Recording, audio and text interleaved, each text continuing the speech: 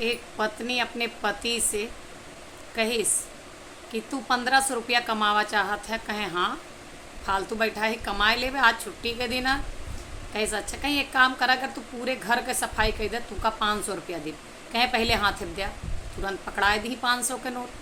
कहीं अच्छा एक काम कर, अगर बर्तन माँज देवे, किचन साफ कर देवे, तब और 500। तुरंत फट से हाँ कह दें, तुरंत फिर 500 दे दी।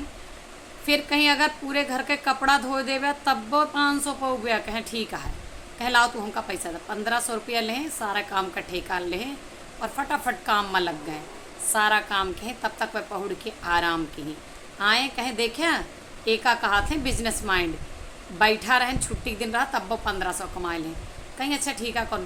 कहीं एक काम करा, हमें ना घर के राशन लावे का है, तो हमें 3000 का खर्चा है, 3000 से कम मना है। तुरंत पैसा दे।